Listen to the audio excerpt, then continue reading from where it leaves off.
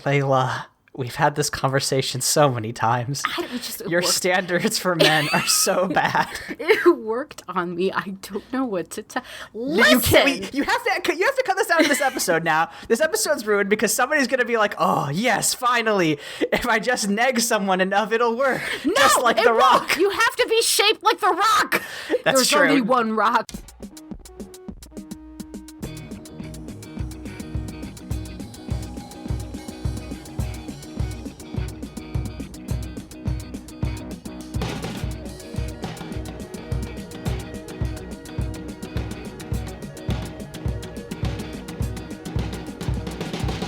Welcome to Mortified, the Friendship Quest, a podcast where two long-distance friends bounce media recommendations, all in hopes the other will like it. I'm Aaron. And I'm the kind of cable that holds up bridges and shit. Not that you would know anything about that. And this week, we reunite the family in Fast and Furious 6. Before we switch from Team Muscle to Team Pussy, remember you can help us on Mortified the Legitimacy Quest by subscribing to us on YouTube, iTunes, or Spotify, signing up for a monthly newsletter through the link in our show notes, or following us on Twitter and Tumblr at MortifiedPod. Leyla. Aaron. You ever get haunted by the ghosts of your past? Oh, constantly.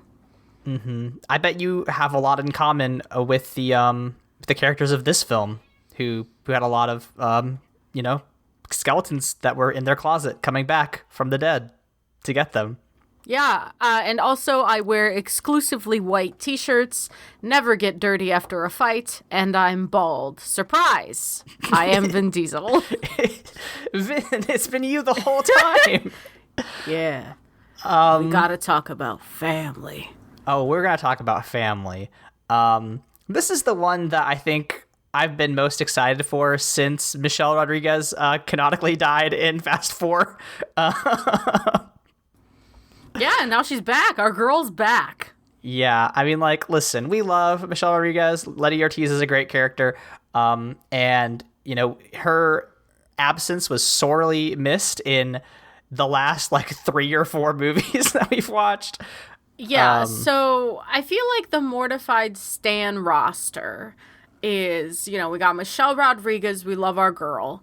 Mm-hmm. Lakeith Stanfield, as we love Lakeith Stanfield on this podcast. Mm-hmm. And then so far the third and final entry is Mr. Hugh Jackman himself. 100%. Those three folks are always welcome here on Mortified the Friendship Quest. Mm-hmm. Open third chair if any of you three wants to join us. But yeah, so this one, the plot couldn't matter less, which is true of basically all of these films. Well, I guess there's only one thing that happens that we didn't know that was going to happen already, which is that Gal Gadot gets dropped off an airplane or whatever and dies. Oh no! Dang, rip. But other than that, the most important thing is that Letty, gets back with the family here. So I'm gonna do a very slapdash plot summary. Well, okay. The other most important thing is that finally the timelines reconverged. Yes, Han finally goes off to meet his death in Tokyo, courtesy of Jason Statham, who did not appear in Fast and Furious Tokyo Drift, but, you could feel his shadow over the whole film if you think about it. Yeah, if you think about it real hard. So basically, right, we meet the family. They're back. They were living, after their great heist in Brazil. They're millionaires and they're having a great time. Dom, for some reason, was not at home, or not Dom, but Brian was not at home when his wife was giving birth. So he had to drive really, really fast to go see the birth of his son. So Brian's a dad now. That's basically all that happens with him in this film. But yeah, and they're all like, yep, we're out of this life. But then The Rock, Luke Hobbs, is like, I gotta bring you back in, Dom. They got Letty. And Dom's like, oh shit, they got Letty. So they assemble a team. It's all the favorite characters from the last couple films. They all get together and they try to take down this guy whose name is Owen Shaw. And basically he's British and he's really good at driving cars. I think the words vehicular weapons, that's how they describe their capacity to drive cars. They make them, deadly. But basically his whole thing is he wants to build what they call a nightshade device. It's a big EMP is what it is. I, you know, it doesn't matter. It truly doesn't matter. They're trying to build an electric bomb, and they're gonna sell it to the highest bidder. But for however many reasons, Shaw has been able to recruit Letty, who we thought was dead. We thought she got shot to death before, but she didn't, which is important. So she's working with him now. They do a bunch of stunts and heists. Basically, at the end, they assembled this, they try to they have all the parts ready to make the device, but then they are trying to escape on this plane, and then basically Letty, comes back and is like, okay, no, I'm on your side now because of all these, great times that we've had together over the course of this film. And then, the bad guy's destroyed. We'll talk in depth more about all the ways in which the bad guys are destroyed. But there's also a bit where the guy from movie 4 shows up in prison, and Brian does get to beat the shit out of him, which is very funny. Yeah, but yeah, Braga comes back for no reason, which is very funny. But like that's what cinematic universes are for, right? They reward you for being invested in the long arc.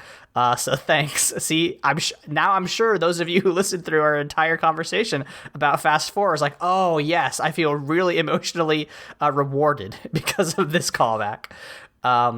It couldn't matter less. But basically, they do some really, really good stunts. I think the stunts are, better than ever in this one. I mean, it's hard to beat the safe heist, but I think that in terms of like the fights, I think the fights are way better in this one, and we'll talk about that. But the families reunited. Gal Gadot does get dropped off an airplane, and then Han goes off to die in Tokyo, and the mid-credits scene, it's revealed that it is Jason Statham, who is, we don't know this yet, but because we watched Fast 7 already, the brother of Owen Shaw, the guy who is the big bad of this one. It's very silly. Yeah, I mean, I don't know if you wanted to highlight anything else. No, you did it. That's it. You did it. That's the movie. Yeah. I mean, like we don't talk about these for the plot. We talk about these for the character moments and the stunts. And that's what we're about to get into. So I put Letty Ortiz up top because I missed her so much. I love her. God, she was so hot in this movie. Thank you, Father, for putting Michelle Rodriguez in tank tops and making her work on cars. It's very sexy, and I love it very much. Yeah, I mean, they do an interesting thing here, which is so she has amnesia, right? That's how you get her to be the bad guy, is you give a character amnesia. And that's a completely fine choice. But what they don't do is restore her memories at the end of this movie, which I think is interesting. She's just well, I don't know who this bald man is, but there's a picture of him, and me drinking champagne that I have. And also, he met with me after he beat me in a street race and showed me all his matching scars that we share over the years. And as silly as that sounds, I think that's kind of a great sequence with her and Dom. I love that scene. That is one of my favorite scenes. And I love that the whole thing is closed up on their faces. And he was just on approach. And then he stood in front of her. And then when the shot goes wide again, and you kind of bring them back to reality, he's got his hand on her waist. I was like, when did that get there? I see you, Vin Diesel. Mm-hmm. Great scene. Mm-hmm. It's really good. I think it does just highlight the fact that we haven't really got a whole lot of Letty Dom time since the first movie, I don't feel like.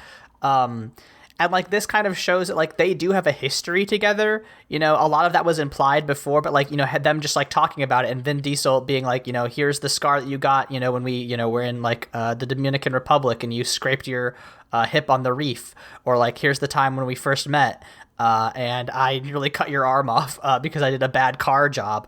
And I think it's such a charming moment that shows how much Vin Diesel, I guess Dom Toretto, is a wife guy. They also make a really, really smart choice, which is to not pit Elena, who is his love interest from the last movie, against Letty. Like as soon as Letty is revealed that Letty is coming, is still alive, Elena just says to Dom, like, hey, if this was my husband, I would do everything I can to, get him back. Like, you have to do this. Like, she just completely understands. She's 100% supportive. And at the very end, they both have like a very brief conversation where they're just like, we both love Dom. Thank you so much for taking care of him. And you're like, and she's just like, keep him out of trouble. It's really nice. And this movie came out in 2013. Like, this is not like, feminism, quote unquote, didn't become like online feminism wasn't a huge movement in the way that I understand it, back in 2013. Like, this is pre-Gamergate, right? Like, it is such a refreshing thing to see them like avoid that kind of trope. Yeah, there's not really a lot of cat fights in this, except until there's a couple which we will talk about. We'll talk about it because they ruled. Mm-hmm. But yeah, I love Letty. God, welcome back, Michelle Rodriguez. Missed you, girl. How do you feel about our number one man of the family? Do you feel like he was extra gravelly in this one? I think so. Yeah. I mean, I think like that reflects how the state of Dom's, troubled conscience, right? Like the first time he sees Letty, she shoots him in the shoulder, which is like, it kind of sets the stakes. Like, okay, wow, she nearly killed you. And there's like a very, like dramatic scene of him pulling the bullet out of his shoulder and being like, all right, this is serious. My wife normally wouldn't shoot me, so I've got to figure out how to get her back with the power of cars. And, like I do feel like he is very, I don't know that, listen, I am personally not somebody who can say like, oh, this acting performance was good or bad. I don't really have a head for that. But my understanding is that Vin Diesel is not like an incredibly good, he's a completely fine actor. But like, I do feel like this is him doing like a, like this is me being serious kind of moment. Is that anything? I liked this Dom Toretto performance. There were a couple of moments where I was like, Vin Diesel's doing his best here. And that's fine. I liked it a lot. I don't demand him be like a fucking Shakespearean trained, classical actor. Nah, he's great in action flicks, and he did great here. No complaints. I just noticed he was extra like quiet and gravelly for some reason. It just in the way he delivered his lines, I thought it was very funny. Mm-hmm. Our boy Brian O'Connor's a dad now. Yeah, that's about it. Congrats. Happy for him and Mia. There is some kind of like fun bits with like him playing with the kid, and like whenever Vin Diesel comes around, he's like, "Oh, it's Uncle Dom. Hey, Uncle Dom." He like gets the baby's arm and waves it, and they like have this friendly banter about whether or not the baby is gonna grow up and drive a Charger or whatever it is that Brian's favorite car is. Skyline. That's like foreign made, Skyline. a Skyline, yes. And like it's very endearing. Like for as much of a Brian is like kind of a blank slate character, I think that does a lot to endear him to me. Yeah, no, I like Brian a lot here. The Rock's back. Yeah, I mean, he's big and rockier than ever. So you did have a note in your when you were taking notes on this this film. I do want you to just explain yourself to me and our audience. So do you remember what the note was? Because I remember. Fuck The Rock. Like, okay. I'm sorry. It's true. I was looking at him. It was. What did he say? He was talking to Gina Carrero, and he said, with an ass like that and brains, woman, soon I'm going to be out of a job. And I was like, ooh, that's That's the kind of misogyny that I'd fuck is the problem. Leyla, we've had this conversation so many times. Your standards for men are so bad. It worked on me. I don't know what to tell. Listen, you have to cut this out of this episode now. This episode's ruined because somebody's gonna be like, "Oh yes, finally! If I just neg someone enough, it'll work." No, just like The Rock. You have to be shaped like The Rock. That's true. There's only one Rock. That's true. So the conceit of this film is that like the Shaw's team is basically the evil versions of the family, and the version of The Rock they have is just like a huge mountain of a man. And like it really does put in perspective like how few people can, physically compare to Dwayne Johnson. Right. It's, as Tash had him in his phone, Samoan Thor. It's yes. Incredible. Okay, 100%. So here's the line I will draw for our listeners. The Rock in this movie, Hobbs has a vibe of being kind of an old school guy who thinks that being a misogynist is a compliment. And with that intent, he's still fuckable. You can't neg a bitch. But if you're trying to compliment her and you're just doing it wrong and you look like The Rock... listen, my standards are exceptionally low, but, like, exceptions can be made. I'm not... like, fuck, marry, kill The Rock, Vin Diesel, Paul Walker, marry Paul Walker, fuck The Rock, kill Vin Diesel. Like, that's just how it plays out. Okay, brutal. Sorry, Vin. The thing, I get hung up on the mechanics of making love with The Rock, right? He's just, I don't think that he would be very gentle. His name is literally The Rock. We need to move on. There are some things you don't need to know about me. Move on. Anyway, let's talk about the team. Roman, Tej, Han, Giselle, they're all here. Anybody else? There's Gina Carano, but hard eyes for Han, always. Hard eyes for Han. I love Han so much. Han's great in this film. He doesn't get enough screen time as always, but he is just kind of there cracking jokes. His whole thing is like he is, trying to marry Giselle, Gal Gadot. That's like his whole arc in this movie, and so that's why Gal Gadot dies. It's probably because she didn't want to be in the movies anymore, I think. I think she dies because it doesn't make sense for Han to have a girlfriend for Tokyo Drift. Also that, yes, but they resurrect him, so like who the fuck cares? Yeah, true. Yeah, it's all good. That story beat doesn't do anything for me, just because one, it's Gal Gadot, and two, I want Han to have his own aspirations. He shouldn't just be, a trophy husband. And there's a great scene with him and Roman that we'll talk about in our talking points. But yeah, Sun Kang's great. Love that guy. Yeah. Tej and Roman, my boys, I love them so much. And that's it. Yeah, the crew's good. Yeah, I mean, constantly making fun of each other. There's a running joke about how big Roman's forehead is. There's a bit where Tej, they're meeting The Rock for the first time. They're in his headquarters, and Roman goes to a vending machine, and he asks Tej for a couple quarters, and Tej is like, "You're a millionaire, man. Why are you asking me for money?" And Roman says, "That's how you stay a millionaire." And then Roman goes over to the machine. He's like, "Oh," because he's given some sort of strange currency. So he's like, "Which one of these is dollars?" And then Hobbs does pull out a gun and shoots the vending machine. And he says, "That one's on the house." And I think my favorite part of shooting the vending machine is that it comes back up. He goes back to the vending machine. Yeah, it's still open and Roman is still getting snacks later on. It's so good. The comedy in this film is incredible, is the thing. It really is. How do you feel about our big bad? He's fine. He was Gaston in the live-action Beauty and the Beast. Wild. Completely wild. Bonkers. He's also a Gaston in the upcoming Beauty and the Beast miniseries. Sure. Yeah. Okay. That's fine. He's British. He secretly was the one that engineered Letty's, fatal accident.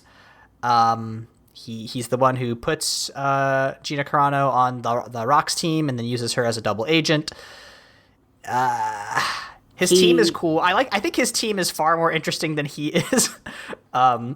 Just like when Roman goes through and explains, there's an African with a beanie. That's you, Tej. It's like, all right. And then they're like, this hot blonde lady, that's you, Paul Walker. When did you do this photo shoot, Brian? Just it's weird, right? Because I don't know how to talk about this because that's not, you wouldn't. The joke there is that Brian is, being compared to a woman, right? We're supposed to laugh at that, and that's why it's funny. But it is done in such a not mean-spirited way, that I'm really willing to forgive it. The politics of this movie make me so strange because they are so different from, this movie came out literally 9 years ago. I honestly, it's because the joke didn't feel gendered so much as it was like, oh, you look pretty, like he's the pretty boy. That's what he says. Like, you're the prettiest blonde on this team. Yeah, exactly. So it didn't feel gendered. It didn't feel weird. I think I like the politics of this movie because they're not perfect, right? Like, no, by today's it's standards. the fucking Fast and Furious. But I've said it before and I'll say it again. If America needs some sort of role model franchise, I think it should be this. Because it's full of characters that are certainly not perfect, but at least they're fucking trying. And, some fuckable misogynists. What can I say? So it's, You know the meme that's like more women prison guards? You are like more fuckable misogynists. Listen, I'll fuck the misogyny right out of them is the thing. Moving on. Jesus. We all need him at this very hour. Today? We are so unhinged. So, listeners, this is going to be a delay. This is from the past episode. Oh my god, I'm going to be listening to this on the fucking driving home from my work trip. Mm-hmm. Yeah, so, here's the thing. The episode we recorded most recently to this was the one where me and Leyla were very depressed talking about, was it Only Murders? Yeah, I think, was it? I don't know. I don't think so. No, it was, She Who Became the Sun. Excellent book. So sad. Yeah. Wildly different energies in the span of a week. We are out here. Mia and Elena, they just become wives. It kind of sucks. It does suck. Though Mia, I do like that she and Brian kind of function as a unit for the big final battle. Yeah. I thought that was cute. Yeah, they are a team once they're reunited, and that's kind of nice. So we've reached the point in our program, which, listen, again, like we've said, we don't talk about these movies for the plot. This is probably going to be a shorter episode, but this is time for the hype train, because the stunts and the battles in this movie were fucking impeccable. Do you want to talk about what happened in the subway? Yeah, so basically, right, Gal Gadot and Gina Carano are, helping track down some guy that he's actually the guy that creates the harpoon gun that comes up later, Chekhov's harpoon gun. That guy, texts Shaw and he's like, hey, I need some help. So Shaw sends, two of his actually it's two of his goons and Letty, right, to go, reinforce him. The goons show up, they kill the informant, it doesn't matter. They try to chase down Letty and one of the goons because fucking Mossad agent Gal Gadot shoots one of the goons in a really cool, he's getting away on his motorcycle and she just blows his head off. They chase into the subway scene, and they get split into two teams. There's this team that is there's Gina Carano, who is chasing Letty, and there's Han and Roman, who is chasing evil Han, who I have in my notes. They basically, when they're talking about the evil versions, he is an Asian man, so that's why he's called Evil Han. I think his name in the film might be, is it Ja? Yes, because the actor's name is Johannes Taslim. He was a member of Indonesia's judo team. So that's why that comes up because, this character who's apparently named Ja, takes on both. Well, first he owns the London Underground Police. He just goes ham on them with some martial arts, and then Han and Roman show up, and he just fucking mops the floor with them. And maybe my favorite fight in this franchise, Han and Roman just come up to him and they're taking turns going at him, and he just one at a time just beats the shit out of them. He's just doing all these kicks and flips. He looks so cool, and you can see Han and Roman getting so tired. They both get kicked back at one point, and they kind of pull each other up, and they're you go first. No, you go. They're just I don't want to fight this guy. Ends up wet at the end of the fight. They're sweating so hard. It's awesome. It's so fun.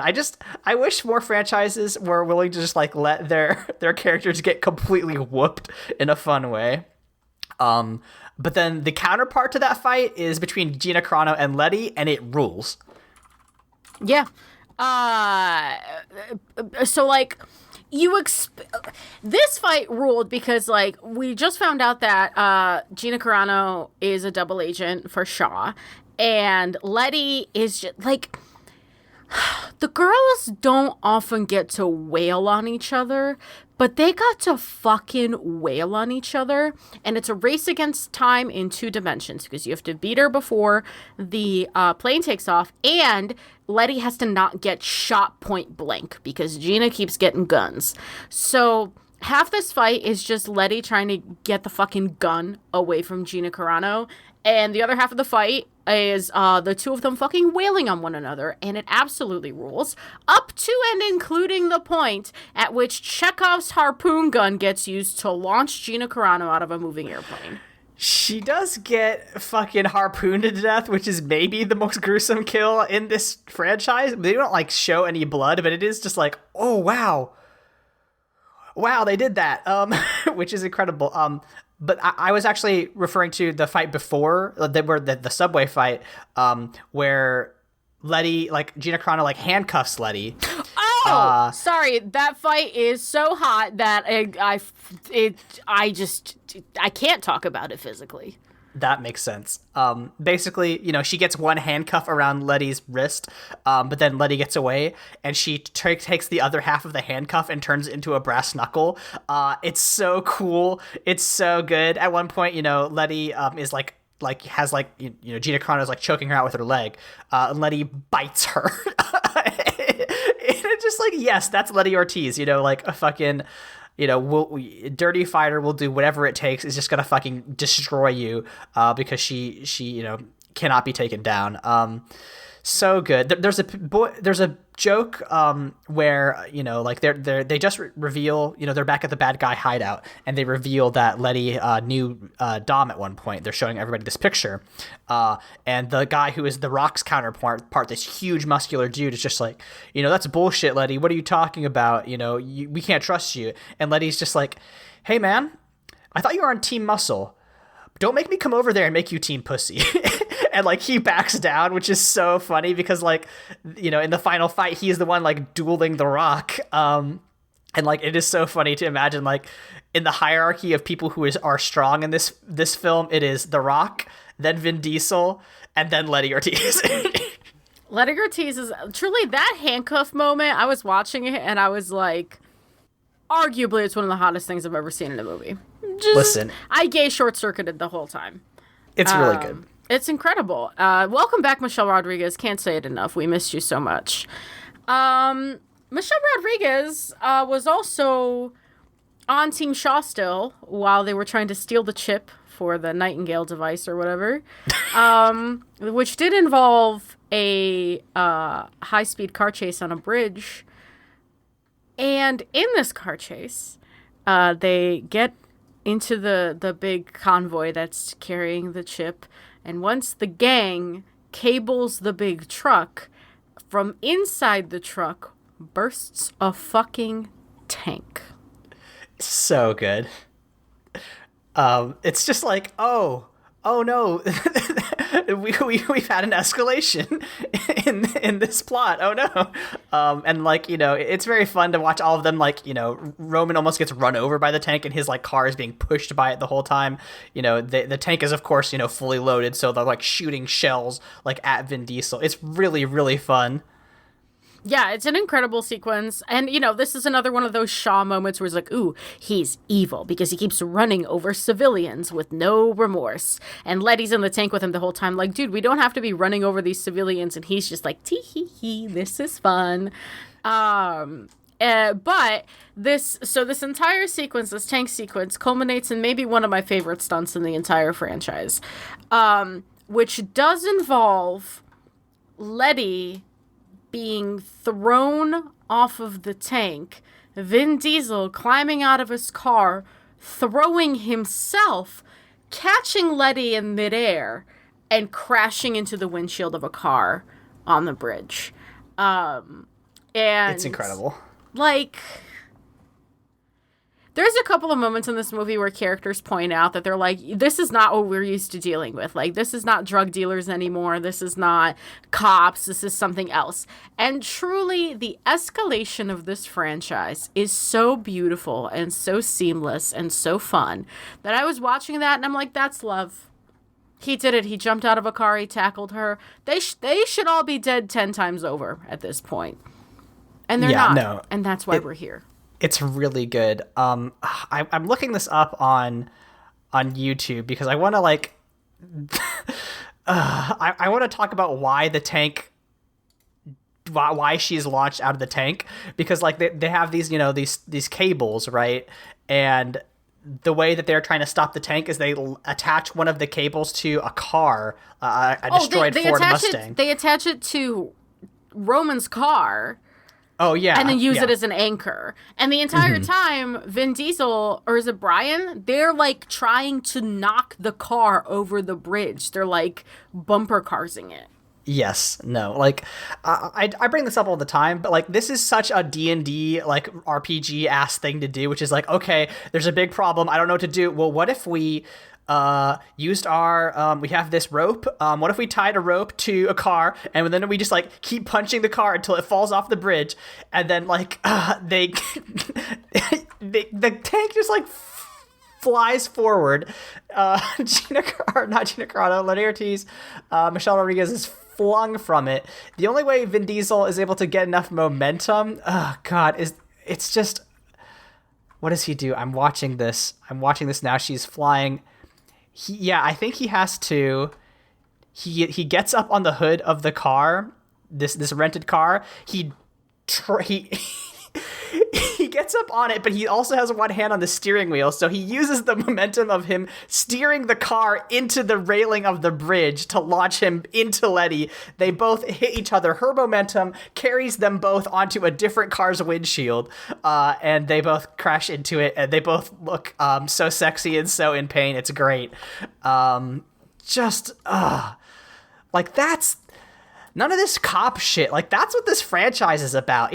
It just fucks. It fucks so hard. And like, listen, these characters, the further we go in, the more cartoonish they become, right? To the point where they have quote unquote character designs, right? Vin Diesel's always in a white t-shirt. Letty Ortiz is always in a tank top, right? Brian's always in these like muted grays. Mia always is wearing hoops. Like, they're designed, right? At this point, it's fucking cartoon physics, baby. Where's Wile E. Coyote? Get me an Acme anvil. We're in it.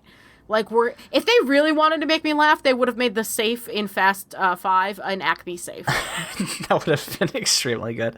You know, I had that thought while I was watching this. I was like, at this point, this is like, I don't want to call everything that's like melodramatic anime, but like, you know, we've been saying this a lot. It shares so many of the same like archetypes, right? Like, everybody has the same outfit, right? Everybody kind of has their own like special power. You know, everybody, you know, has, you know, motivations that make sense, and everybody has like outsized reactions to things. And like, I don't understand why we don't lean into that more, because like, people clearly love it. I mean, I don't know, maybe I'm generalizing. Like, obviously this franchise is hugely successful, so like, somebody's leaning into it somewhere. But you know, excuse me, when we're talking about like the fact that like it is risky to make an animated movie because like people are afraid that nobody will want to see it, right? That's I'm sure a thing you've heard about making movies. And like this is the same thing, right? This would work just as well if it was animated, right? Because all these characters are the same. Nothing about them would have to change. It's just, you know, you would probably save a lot of money on CGI bullshit and also cars. But yeah, I think that's a great point that you bring up. The last scene of this film, you know, is another one that like, I guess like I understand why you do want these to be live action, because like when you do see the scale of these things as compared to, you know, in the flesh, like it is kind of impressive. Like this thing where they are trying to get onto this, you know, it's a Hercules C-130 like cargo plane that's like, you know, they're trying to escape with the device. They're all trying to like jump their cars into the plane. You know, it is like just really impressive with like everybody else like trying to drive around it, you know, people getting thrown into airplane engines and, you know, blasted out of the doors. Like it's really good. Yeah, that's the thing is like, you know, whenever you're making a thing in a medium, you always want to ask yourself, why this medium? Like, why is this medium going to serve the story I'm trying to tell? I don't think Fast and Furious would work as a cartoon because the stunts wouldn't be amped up enough and the stakes wouldn't be high enough to fit the format. But with like real people, watching a dude get thrown into an airplane engine, fucking sick. That's a good point. You're right. Like, I like this airplane battle so much because there is so many moving parts, right? Everybody has something to do, right? Even like our side characters are just like trying to, weigh this plane down with their harpoon guns, constantly fighting off the evil teammates, that's how Gal Gadot dies. Cause she, is a car, there's an explosion, she falls, she dies, RIP, I guess. But like everybody is moving, there's a fight going on inside the plane where the Vin Diesel and Hobbs team up to fight Shaw and the big man, and like that's a great Brian and Mia have their own team up moment where she helps him out from not getting owned by Shaw. It's I just really love the scale and like audacity, not maybe audacity, but like I'm trying to think. It's just so over the top and big in a way that I think really is just why people go to these movies, because they want to see all this dumb, big action that's implausible and wild. And these movies make you feel like, oh, this could really happen. And I just love watching the spectacle of it. Yeah, exactly. It's God. For 10 and 11, we've got to go to the theaters for this bitch. Yeah, 100%. Like that'll be seeing that in a big screen will be quite the treat. If you were, however, maybe you don't get $100 million, or it's probably like $250 million to make one of these now. But if you were given, say, maybe $40 million, Leyla, and you were given, the task of making a like spin-off, one movie character study of somebody from this franchise, who would you do? I would do a Tej and Roman capsule movie. Like, think, oh God, what's that? Con Air. Think Con Air. I would do Con Air with Tej and Roman. That would be extremely good. I'm trying to think, like, who is a character that we don't get a lot of interiority as? I think Elena, maybe like seeing Elena, and her relationship with her husband. Like, we could do the first 10 minutes of Up with her and her husband, and then like her husband is killed, and then like the rest of the movie is like John Wick, her hunting down the people who killed her husband. Oh, that would fuck incredibly hard is the thing. I would watch that. It would have to be, so much smaller scale, but like it would be very like, it would be a psychological thriller, I think. Yeah, that actress also very hot. I would watch the shit out of that. She's great. God, yeah. If you could, listeners, if you want to do a character study or pitch us a character study, that's 775-573-8882. But yeah, no, I mean, I think that's about it. I think we talked about the best parts of this film. It's just, they're fun. These films are so fun. Like, four was kind of a low point, but like ever since, 5, things have really started to amp up, and I am very excited for. I don't think we decided we're not going to watch 7. We're not rewatching 7 next month, which will be October. In October, we will see you guys for 8. November, we do Hobbs and Shaw. December, we do 9. Oh God, that's going to be really good. Okay. Well, Leyla, when we are not, we're getting rid of the Gregorian calendar and replacing it with the Fast and Furious film calendar, where can we be found on the internet? You can find me at LEYLSES on Tumblr, Twitter, and Instagram.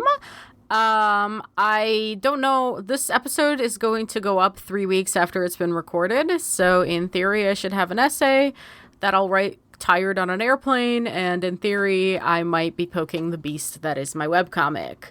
Aaron, what about you? Yeah, ideally, in the next couple weeks, I will still be putting out RPG essays at AA Voigt on YouTube. I'm at Aaron SXL on Twitter, where I talk about tabletop RPGs, health policy, and writing. I wonder if at this point, my hope is to write an essay about how Gen Con is threatening to pull out of Indiana because of Indiana's bad politics, and like how while I get it, it also makes me sad because of the ways in which, that's just, the politics of Indiana being terrible hurts the people of Indiana. I don't know if I'll actually write that because it does seem like a bummer to do, but we'll see. And I do another podcast that's at The Bible Boys. Hopefully by the time that this episode comes out, we'll be off hiatus. Michael pitched us on the Book of Mormon yesterday, and like, I was like, on a scale of 1 to 10, how racist is it? And he's like, well, it's only about a 5, surprisingly. And I was like, that's actually not that racist for the cover stuff we cover on Bible Boys. So yeah, we'll see. It's 2010 racist. Let's put it that way. I mean, listen, we know it's Trey Parker and Matt Stone, so we know what we're getting into. Yeah. So if you want to see people take a skeptical view of the Book of Mormon, check that out whenever we're back off hiatus. But yeah, I just want to say grace for a great episode. I guess, nope. Our theme song is Obsolete by Keshko from the album Filmmakers Reference Kit Volume 2. You can find more of their music at keshto.bandcamp.com. Now, I just, Leyla, I want to say grace for having such a great episode. Thank you for the time we spent with Vin Diesel. Thank you for bringing back Letty Ortiz. Do you have anything else you want to add? Yeah. Most of all, Father, thank you for fast cars. We'll see y'all next week.